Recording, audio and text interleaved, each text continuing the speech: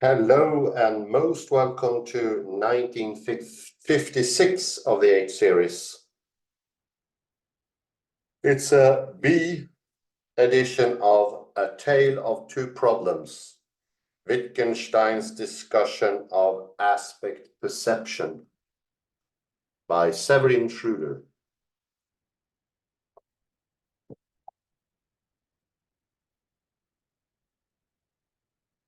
In 1953, we took a careful look at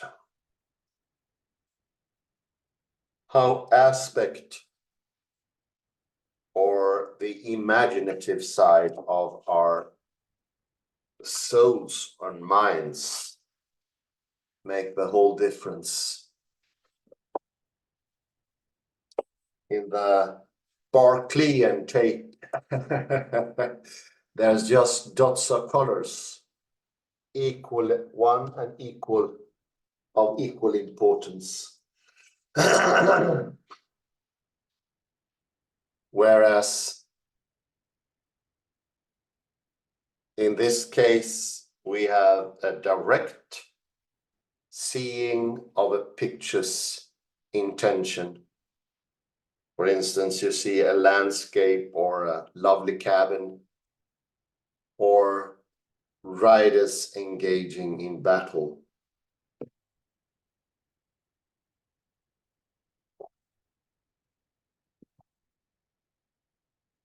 That imaginative side makes up reality.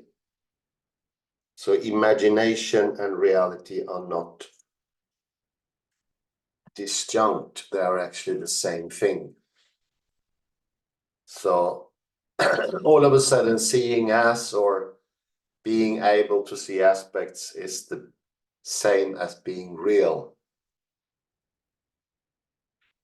Whereas the aspect blind only see the dots and colors.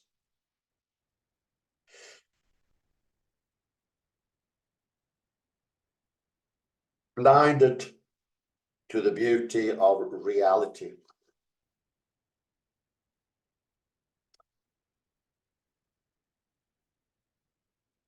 In this new book we're taken up by David McNeill, I was starting to get into it, but I learned that we mimic everything with our bodies. So even the cavity in our mouth is mimicking size. So I is smaller than O. No, I is bigger than O. So already there is an imaginatory facet already in the body.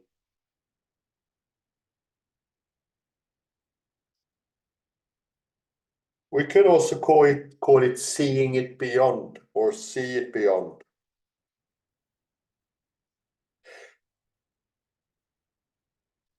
We must remember aspect blind is an invention of Wittgenstein, but some traits we can find among people, not all of them.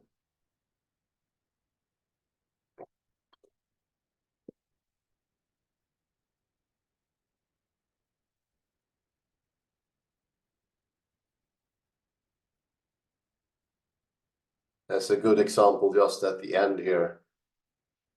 The aspect blind would see Henry V just like an actor dressed to be Henry V, having his robe in order to impersonate him.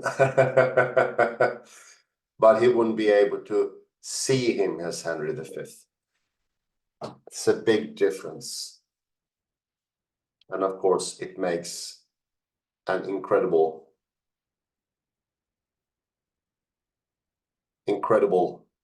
you say. It becomes very, very different. A certain lack is implied.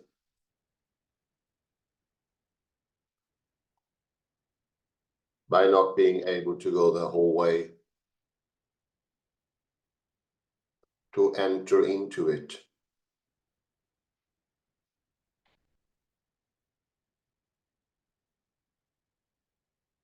Very sad it would be to go to the theater and not being able to see Henry V.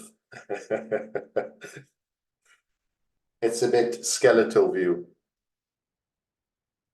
Most possibly this is connected also to schizophrenia, where people see them as made up of arms, legs, head, chin, kidneys, and so on, without constituting a wholeness, or they don't see themselves as a person first and foremost.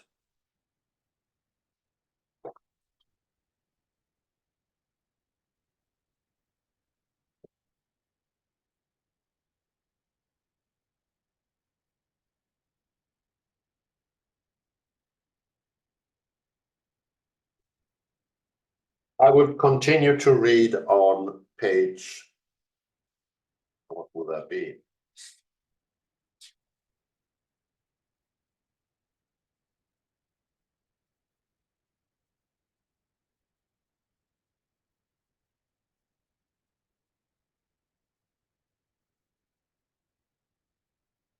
Where are we now?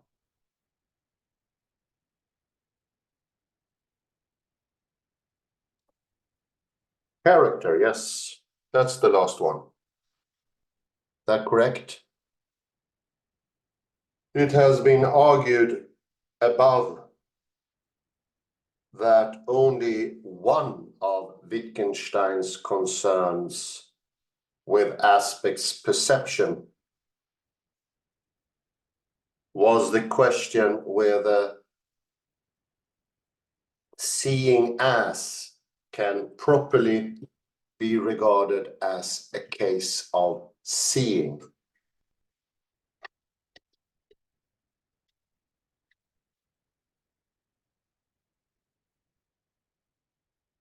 That is not the full story of Wittgenstein's discussions. Can be highlighted once more by reverting to that initial question.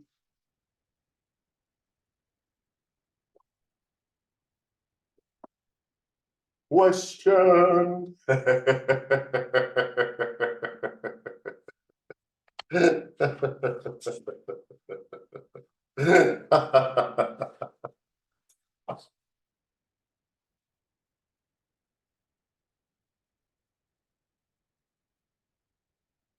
Wittgenstein discusses it mainly with respect to non-pictorial and schematic pictorial aspects.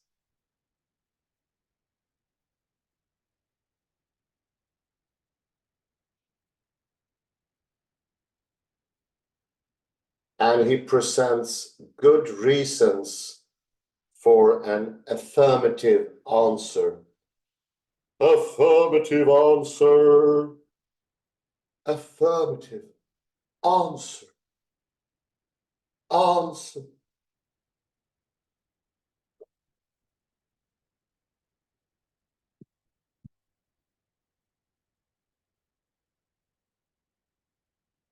Seeing a geometrical drawing as a cube, for example, is indeed a case of seeing, not only of interpreting. Not only of interpreting. Interpreting.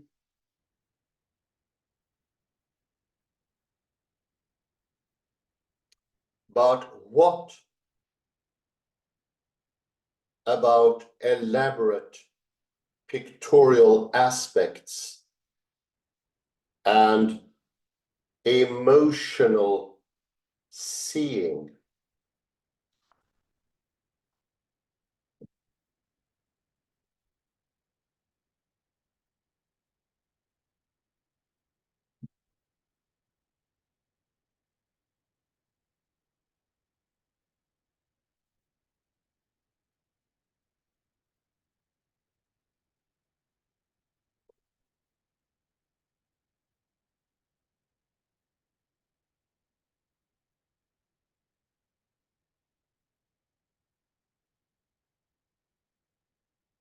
Is emotional seeing, seeing as, really seeing? Seeing. Is it really seeing? Or what is it? Do we enter into the seeing with emotional seeing? Arguably not.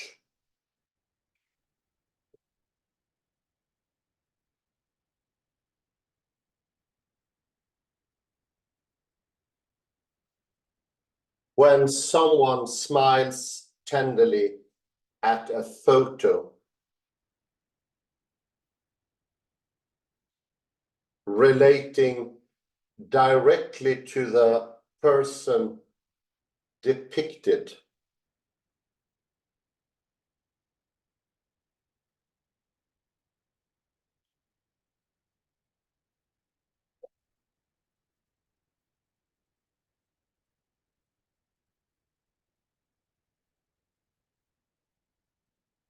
he doesn't see anything that the aspect blind person fails to see. Fails to see. To see.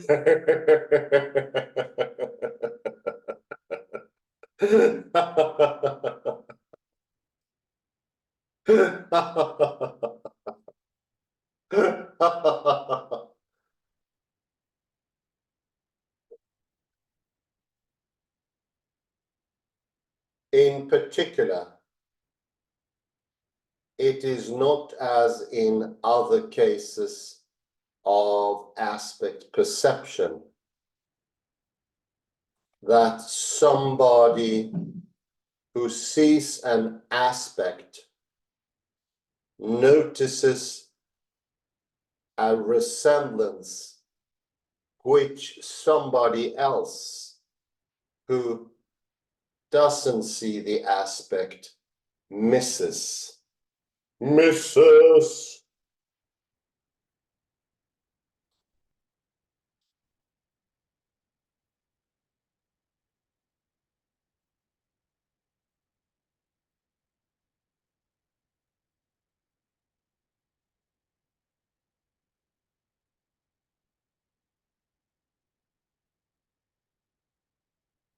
No, both parties see the likeness and understand the representational purpose. The representational purpose.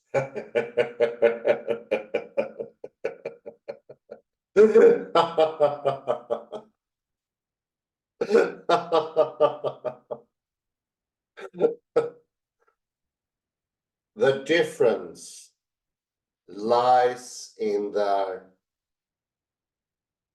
emotional responses.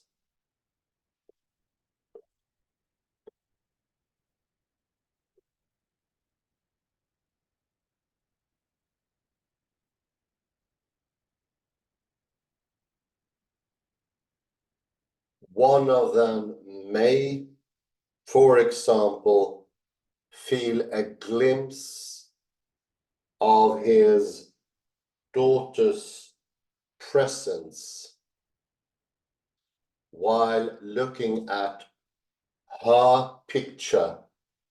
Her picture.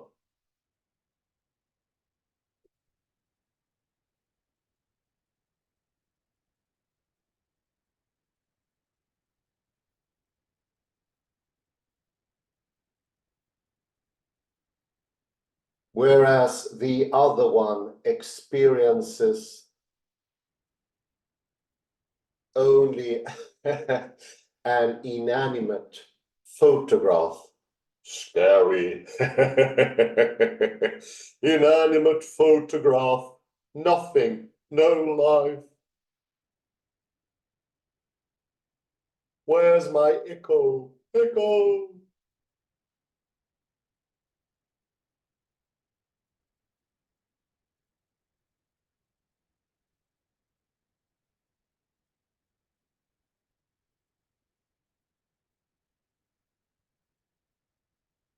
it was argued above that aspect perception was not only an interpretation imposed on what was really seen since.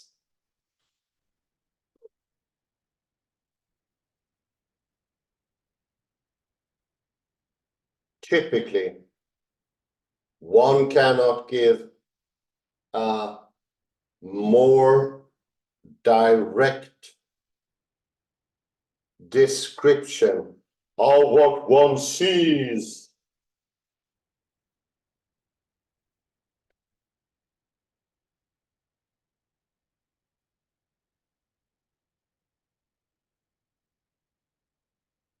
No explicit explanation or addendum or additive can begin.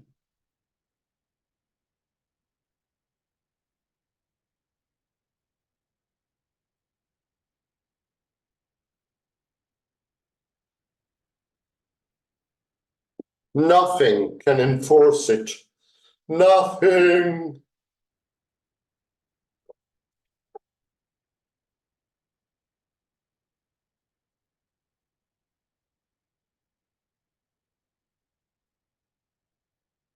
This case is different. Different. Different. Different. It is different.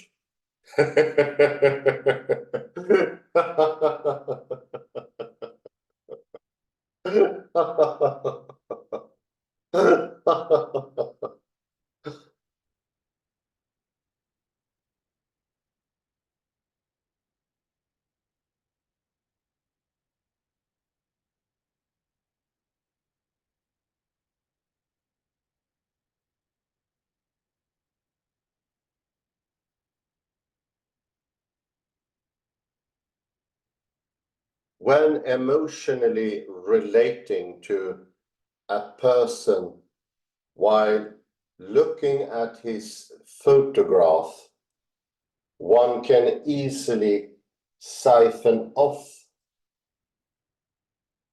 the extra element of the experience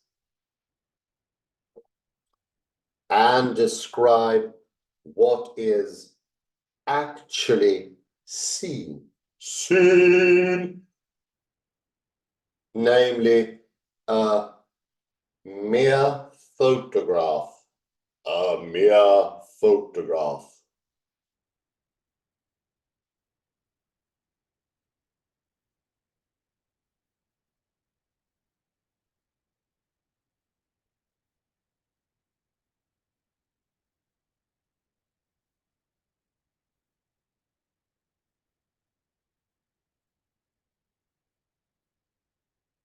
After all, emotional seeing as is not a form of illusion, in spite of one's emotional engagement.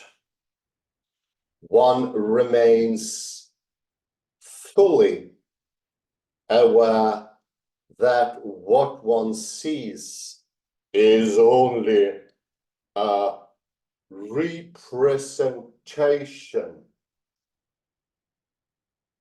A representation.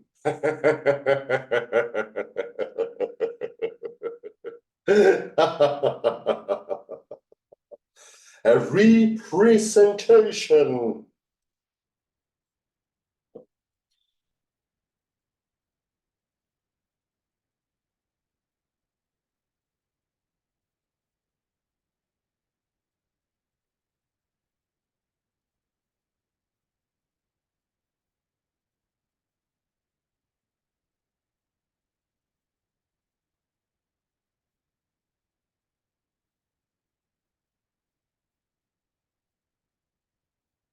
So where earlier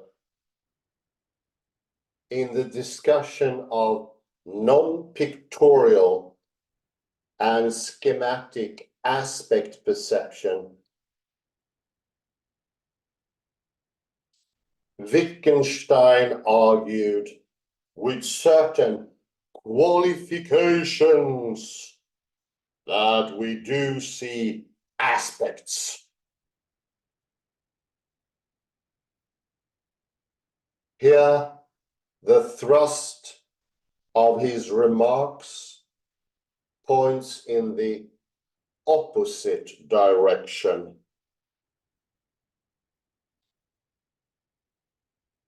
Emotive aspects are not really seen, but only felt.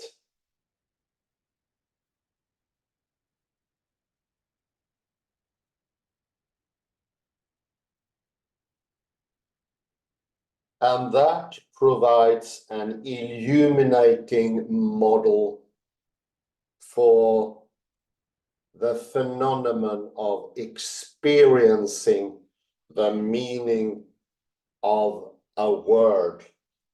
Of a word. Of a word.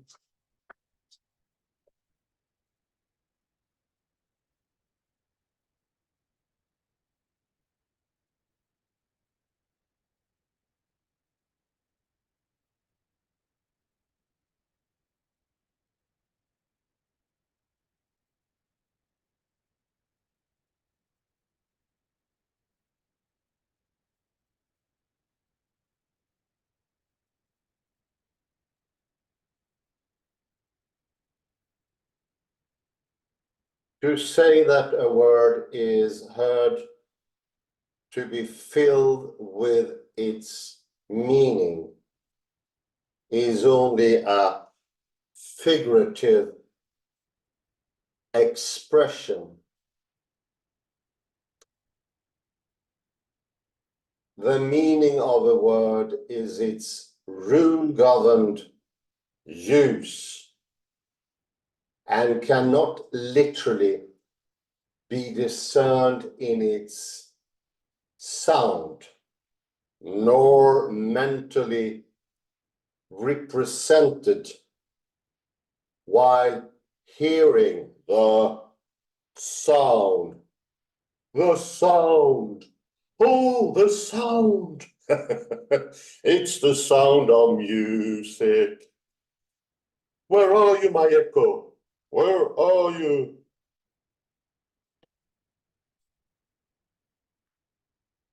Echo.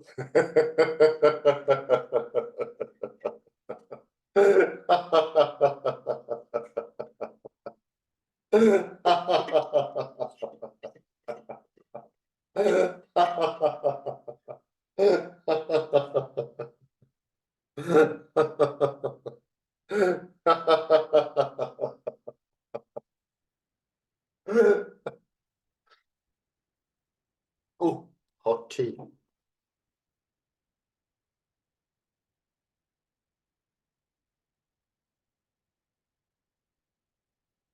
It can only feel to us as if it were there, owing to the familiar association of the word with its use, just as the name Schubert can feel to us as have taken on the atmosphere of Schubert's music. Schubert's music, the grand music of Schubert. La la la la. There you are. Good to hear you.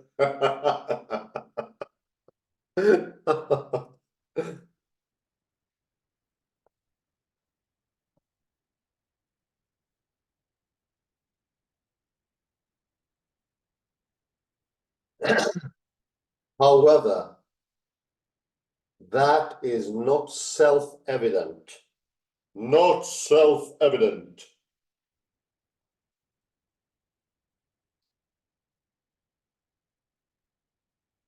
There is, on the contrary, a strong temptation to think that somehow it must be possible, after all, to experience the meaning of a word when hearing it. When hearing it.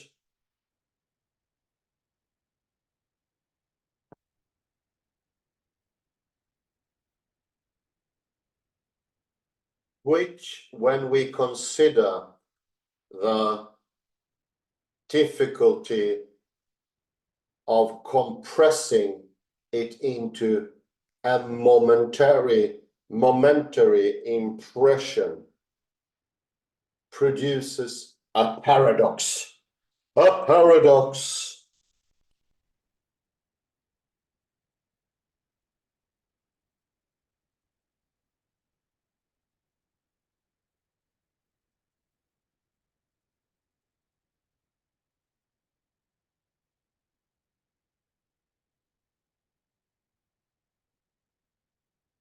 A paradox.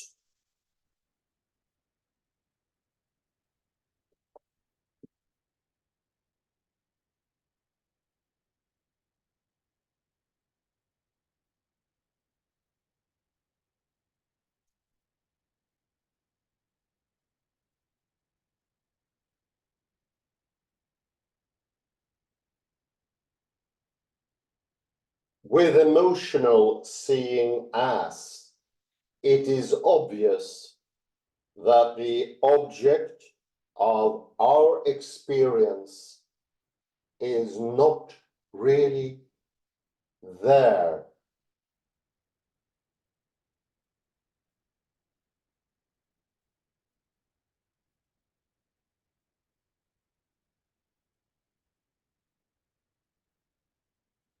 What in fact we see is only a portrait of a person or a theatrical representation of certain events, not the person or the events themselves. Very important.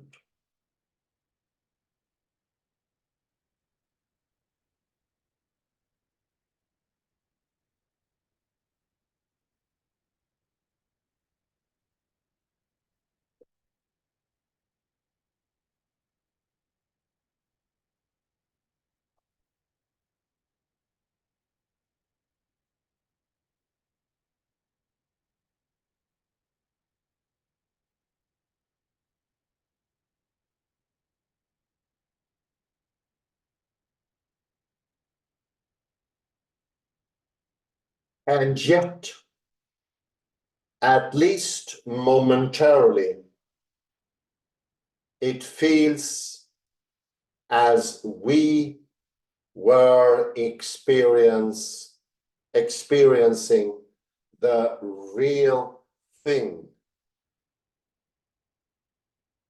Thus, the analogy between emotional seeing as and the experience of meaning proves useful.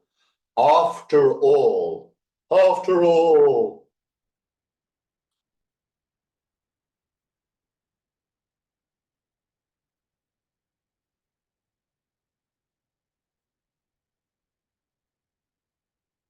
it might help us to accept that in the later case, too, we engage imaginatively with something that is not actually present. Not actually present.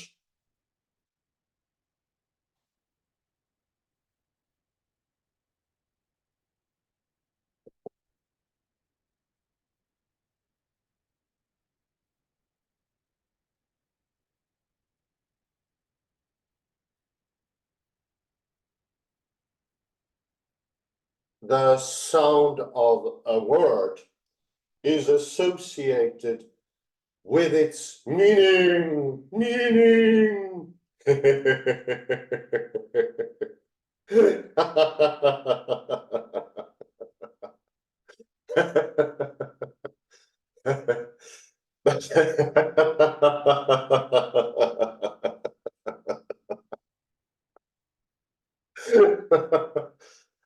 But,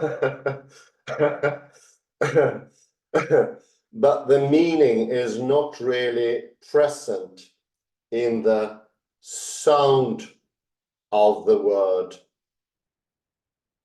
nor in our experience of that sound, even if that is the way it sometimes feels to us. Feels to us.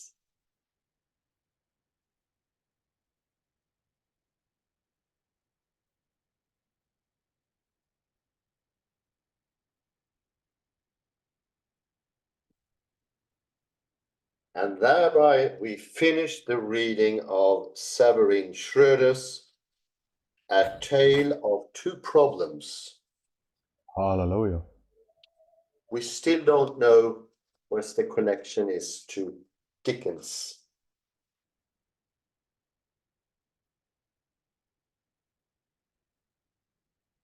I would go look for some quotes. Let's do a little quotation summary.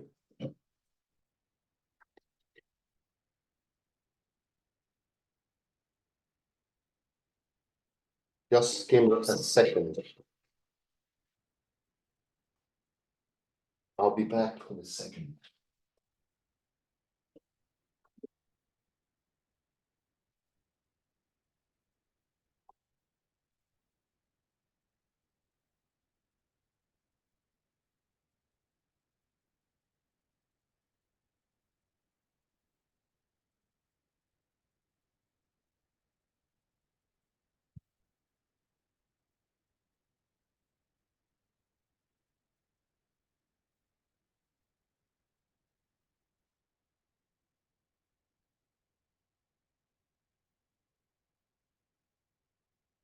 There's some similarities, I would say here, but not absolute. Exact, the same thing. Där über man nicht reden kann, soll man schweigen. Or what you cannot talk about, you should be quiet.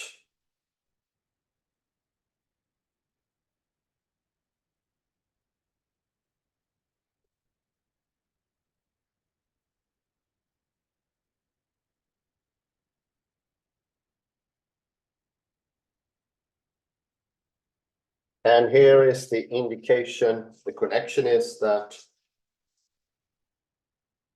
the real experience is not what you can talk about. It goes beyond that. And when you try to make it explicit, it disappears from view.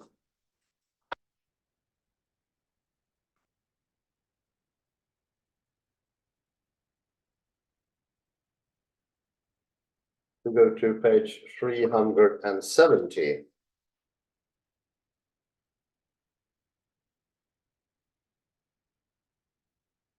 A bit down on that page.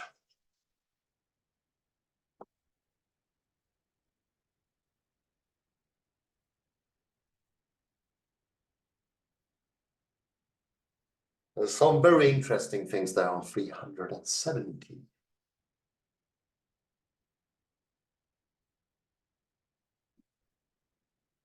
All pervasive.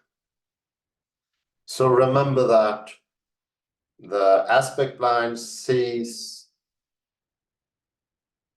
that the actor is dressed like Henry V, is supposed to be Henry V, says things that are Henry V's, but he doesn't take on the character of Henry V. He doesn't become him.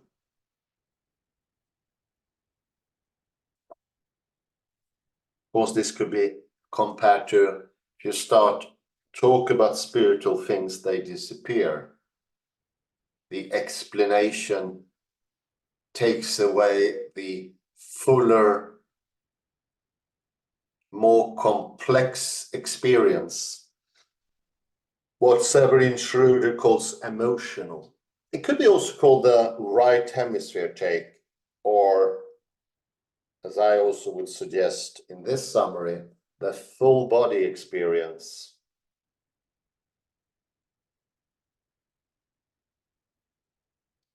We go further down. Oh, this is complicated, very complicated.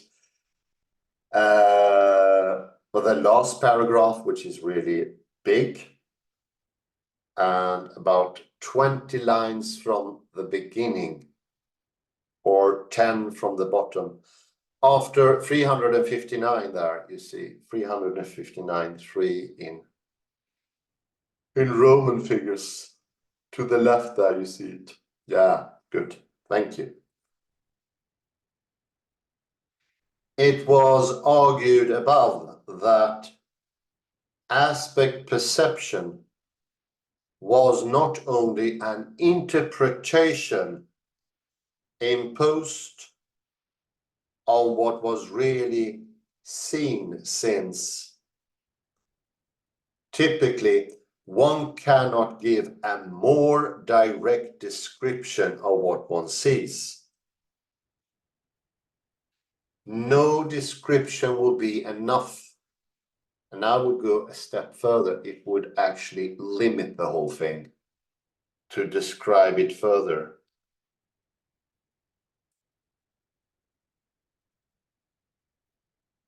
It would be less, you wouldn't get into that full.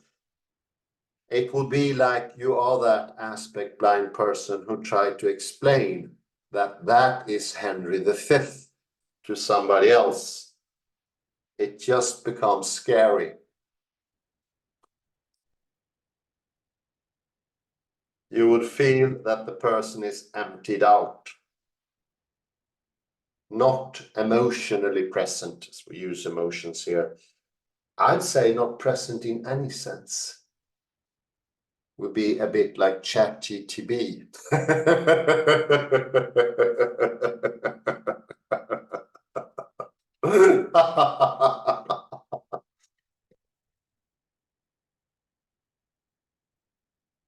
There is a new information turning up here very aptly towards the 2000. That's David McNeil. What hand gestures really tells us, or what gestures tells us. And in a way, it's close to this, or not, although not philosophical. It's from neurology and psychology. But we mimic with our mouth our experience, or make our experience with our mouth.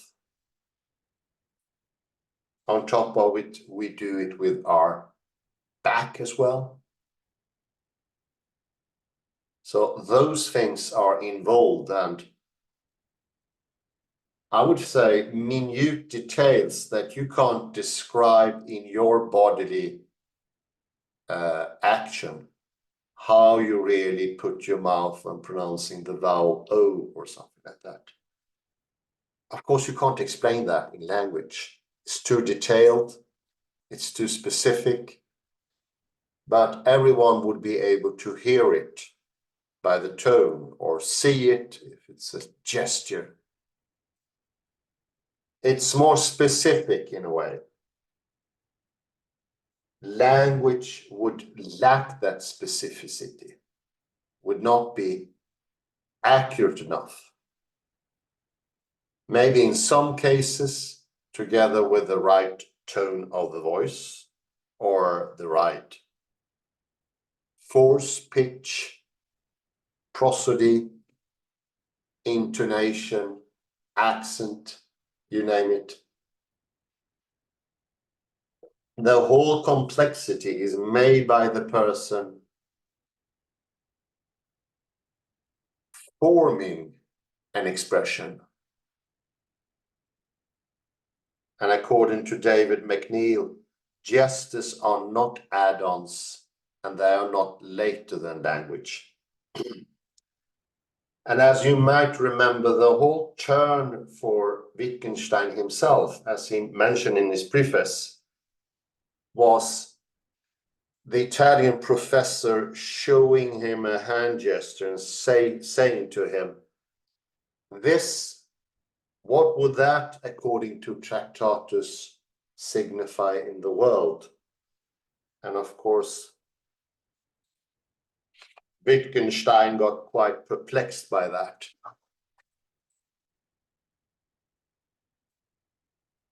He was a professor in economics from one of the northern universities in Italy. I forgot his name. But that was one of the big turning points for Wittgenstein. So there's really an interesting connection here in a way. If you go to the next page, if you may, 371, Callum.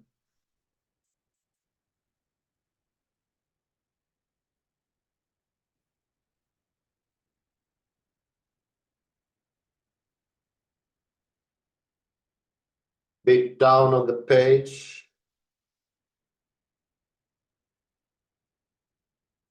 Yeah, that would be perfect. A rather long sentence. There is, on the contrary, a strong temptation to think that somehow it must be possible, after all, to experience the meaning of a word when hearing it, which, when we consider the difficulty of compressing it into a momentary impression, produces a paradox. Of course it does. You feel tempted to do it. And further down, what in fact, it's like 6 or 7 lines down, to the left, to the right.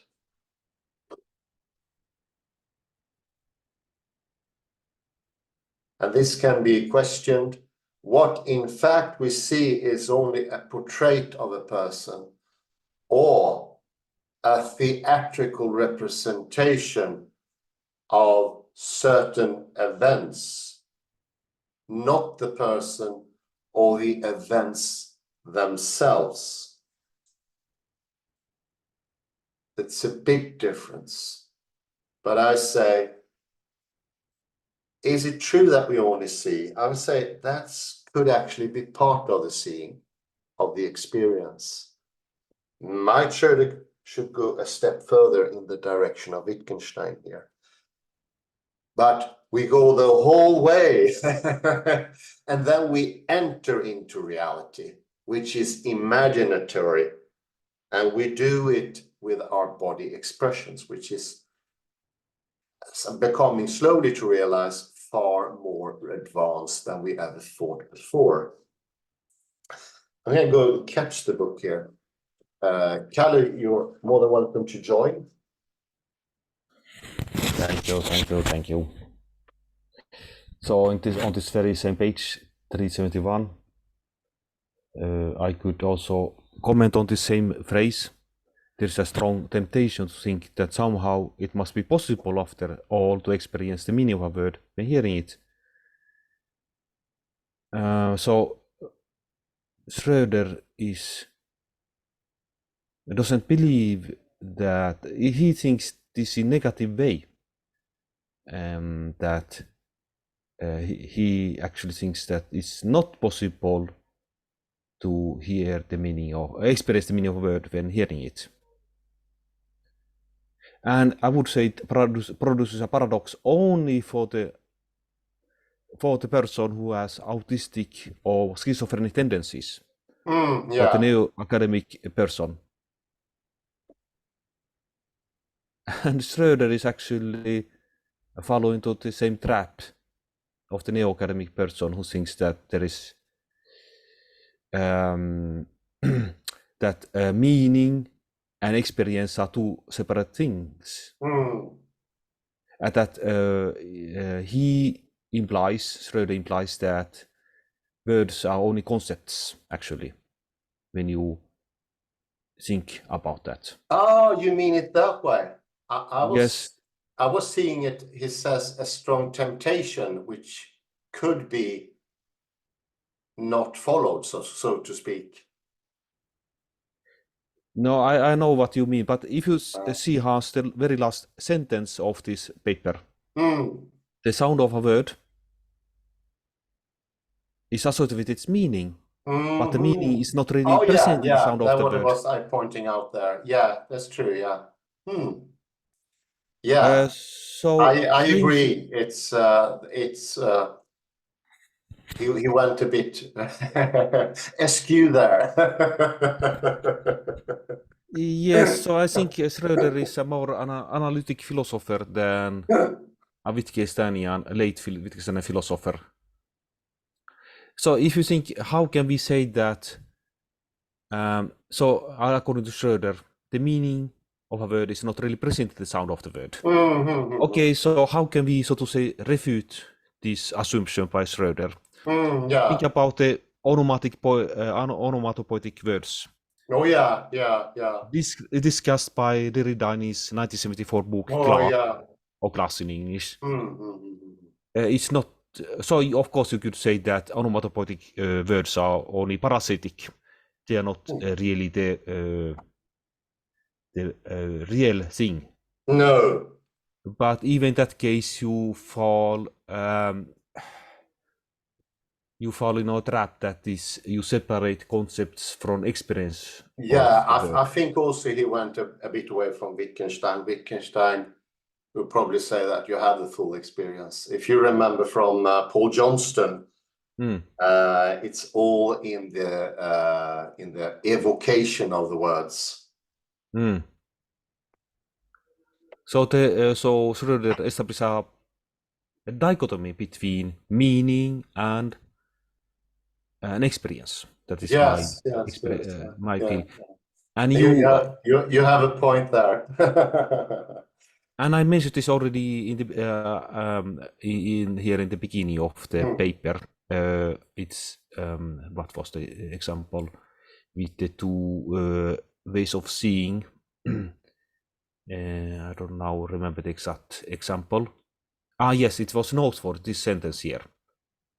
It is noteworthy that here Wittgenstein applies the seeing as locution to ordinary unambiguous pictures, but only to passive pictures.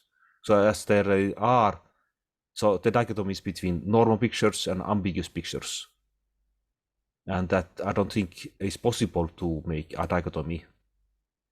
No, I think we pointed that out, yeah. Yes, yes, already. So as if passive pictures are somewhat wanting exceptions, and as if they are unrelated, also to say it's, but using the family metaphor by Wittgenstein, we say if they are related, there is. No, most definitely. He's very similar to the different philosophers that Francis Y. Lingting take up. He's so good because he goes to a certain extent in his understanding. And by looking at him, we can get further understanding. And you ask about the Dickens allusion. This is only a guess from my side. And I looked at the word two, how he uses. I think he thinks about the two uses of the word see. So to say, you have it here. Let me see a good example of two ways is. Okay, I was a bit more kind of thinking about the connection to Dickens. Absolutely, that's also my point here. But I try to. Okay, great. Let me see how the word two is used in this paper. I think that would give two dots. Yes, the word two occurs often in this paper. So I think it's about two different concepts of seeing as. I think that is. So while in Dickens you have two cities, Paris and London. I have not read Dickens, I have to admit that, but I think No. that in Dickens they were intertwined, London and Paris, while here in Schroeder the two things, that is two ways of seeing, they are really separate. Yeah, they're a bit more separate, aren't they? There are harsh dichotomy. I'll show the book here for Okay, the please, I viewers. will stop sharing so you can show it, please. Yeah. Let's see it.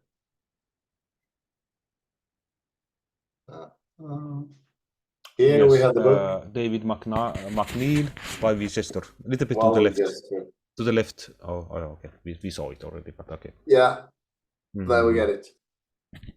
It's very close to especially Francis Y. Lynn, and it's like we do things, and he didn't go that far, Francis Y. Lynn. We didn't know about these things actually, but it seems that already our mouth is a sort of gesturing apparatus, not only our hands. Mm.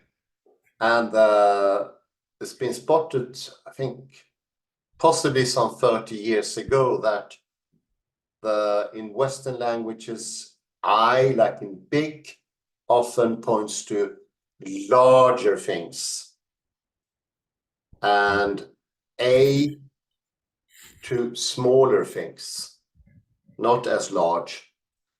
And now we're finding out, thanks to computer tomography and computer analysis, that it goes for much more things, using the cavities in the mouth to sort of imitate something with your mouth. And you can do it like, you can point with your mouth. They do it in some certain region of Southern Europe, like this. I can't imitate it properly. And I just started with the book, but it, in a sense, it's very Wittgenstein, I think. That's my personal view. And it gets a much closer connection. And I can imagine this emotional understanding, which lack, as you pointed out, would be almost schizophrenic, that seeing a picture for what it is supposed to depict. This is like the whole sense of an experience. And if you put that to words, that would disappear in common parlance, at least. It would go underneath, be hidden. And you will become this person in the theater says, oh, that actor is supposed to be Henry V. He has his press, and I think he does a good work. Can you hear how it sounds a bit different? With your permission, I could show one last thing from this paper. Yeah, sure. It was about the inanimate photograph. Let me see. Inanimate. Let me see. Inanimate photograph. So you remember, I thought that this sounds good.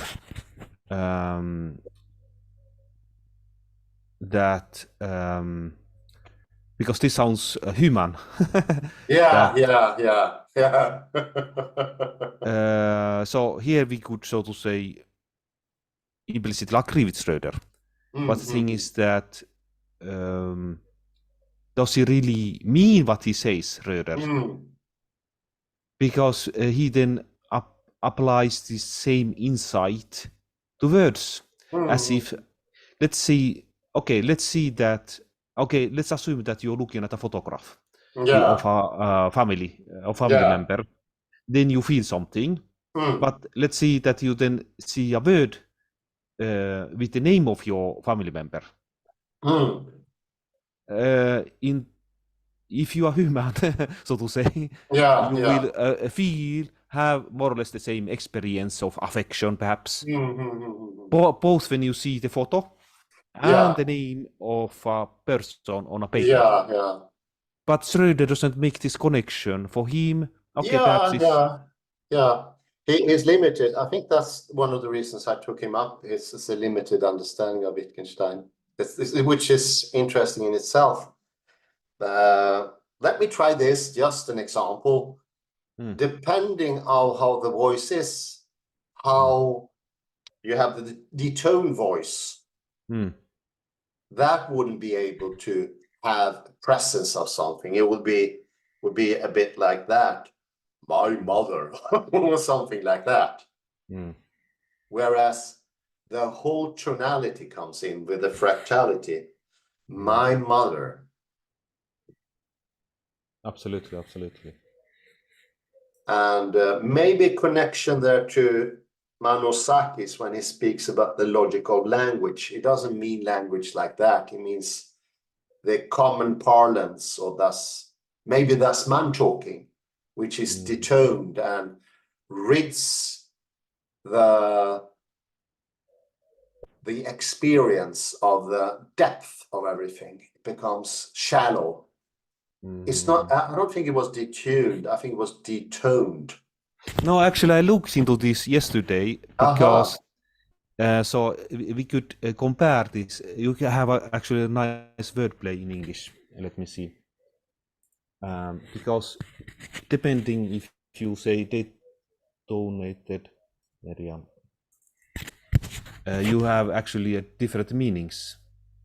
That is related to explode. This is of course a verb. So I think, if I'm not completely wrong, I think he had detuned. No, it's actually we have both made the same mistake. We have to say detuned. Okay. If it's to be correct in English, while if we speak about detoned, it's about explosion. But I think both are in a way almost they actually the opposite. But we have to be careful in English. Detonated is about explosion. Detonated and then detuned. And the adjectives. So let's be careful with this. But it's not so much used in English, actually, detuned. But it's but okay. But detuned with you. But let's yes. Yeah, maybe we should round up there. Yes. Thank you very much for your excellent comments. I will notify about the next text. And everyone have a very pleasant day, morning, evening, or wherever you are. Bye-bye for now, and I'll stop the recording here.